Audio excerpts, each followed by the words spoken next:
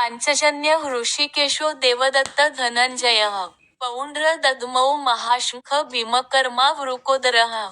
भगवान श्रीकृष्णांनी आपला पांचजन्य नावाचा शंख वाजविला.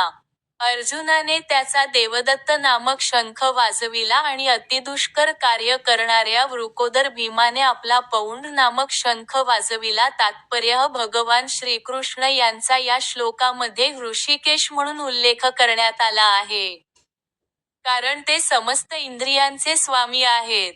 जीव त्यांचे अंश आहेत आणि म्हणून जीवांची इंद्रिये सुद्धा त्यांच्या इंद्रियांची अंशरूपे आहेत.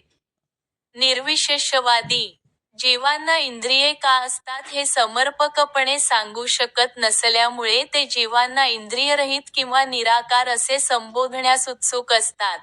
सर्वांच्या हृदयामध्ये स्थित असलेले भगवंत जीवांच्या इंद्रियांचे मार्गदर्शन करतात. जीवांनी शरण यावे म्हणून ते इंद्रियांचे मार्गदर्शन करतात, पण शुद्ध भक्तांच्या बाबतीत मात्र ते स्वतः त्यांचे इंद्रिय नियंत्रण करतात. या ठिकाणी कुरुक्षेत्रावरील युद्धभूमीमध्ये भगवंत प्रत्यक्षपणे अर्जुनाच्या दिव्य इंद्रियांचे नियंत्रण करतात, म्हणून त्यांना हृषीकेश या विशिष्ट नावाने संबोधण्यात आले आहे. भगवंतांना त्यांच्या विविध कार्यानुसार विविध नावे आहेत.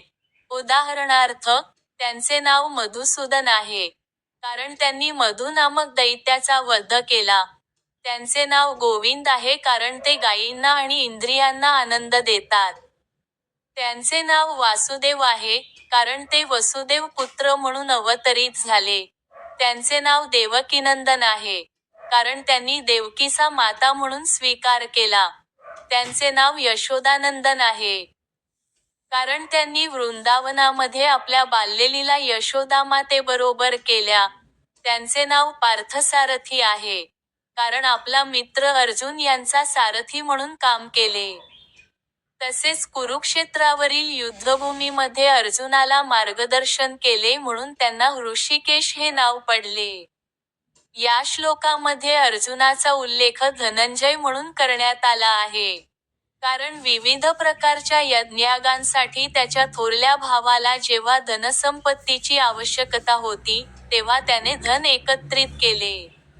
याप्रमाणे भीमाला वृकोदर म्हटले जाते.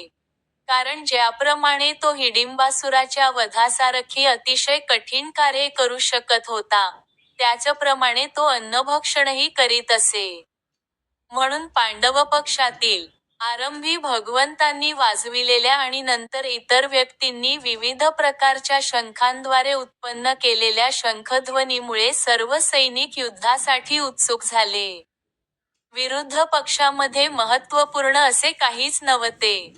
त्या ठिकाणी परम मार्गदर्शक भगवान श्रीकृष्ण नव्हते की लक्ष्मीदेवीही नव्हती.